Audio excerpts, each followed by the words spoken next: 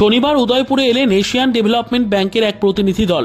ADB থেকে ঋণ সহায়তা নিয়ে ওয়াটার সাপ্লাই ট্রিটমেন্ট প্রজেক্টে তৈরি হচ্ছে উদয়পুরে, সেটা পরিদর্শনে উদয়পুরে এলেন কেন্দ্রীয় প্রতিনিধি দল। এশিয়ান ডেভেলপমেন্ট ব্যাংক থেকে ঋণ সহায়তায় প্রজেক্ট হাতে নিয়েছে আরবান ডেভেলপমেন্ট ডিপার্টমেন্ট। তার মধ্যে অন্যতম প্রজেক্ট হল ওয়াটার সাপ্লাই।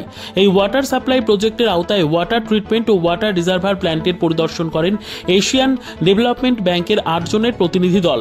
পরবর্তীতে ত্রিপুরা রাজ্যের আরবান ডেভেলপমেন্ট ডিপার্টমেন্টের সবগুলো প্রজেক্ট এশিয়ান ডেভেলপমেন্ট ব্যাংকের অফিসাররা পরিদর্শন করে পর্যালোচনা করবেন।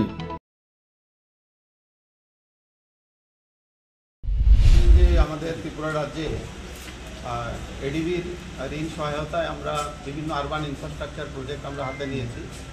তার মধ্যে অন্যতম প্রজেক্ট হলো ওয়াটার সাপ্লাই। এই ওয়াটার সাপ্লাই প্রজেক্টের আওতায় উদয়পুরেও আমাদের একটা ওয়াটার ট্রিটমেন্ট প্ল্যান্ট আছে এবং ওয়াটার রিজার্ভার আছে এবং বিভিন্ন পাইপলাইনগুলো আছে। এইগুলির কাজকর্ম দেখার জন্য আমাদের এডিবি ম্যানিলা অফিস এবং আমাদের এডিবি নিউ দিল্লি অফিস থেকে আমাদের 8 জনের একটা মেম্বাররা এখানে এসছেন। গত 2-3 দিন ধরে আমাদের ত্রিপুরার বিভিন্ন জায়গায় ওনারা ঘুরবে এবং আমাদের যে কাজকর্ম চলছে সেটা ওনারা পর্যালোচনা করবেন।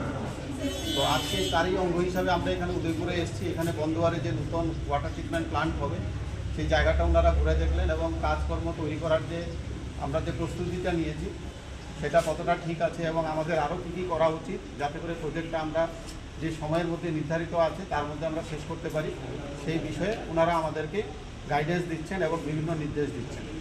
তো আমরা আশা করছি যে এডিবি যারা এখানে এসছেন তাদেরকে আমরা এখানে আসার জন্য অভিনন্দনও জানাচ্ছি। পাশাপাশি আমরা ওনাদের থেকে যে গাইডেন্সগুলো আমরা পাচ্ছি এগুলো দিয়ে আমরা এই প্রজেক্টটাকে খুব সময়ের মধ্যেই শেষ করতে পারবো এবং সাপোজ উদয়পুরে আমরা যে প্রত্যেকের বাড়িতে জলের সংযোগ আমরা সময়ে দিতে পারবো বলে আমরা আশা করছি।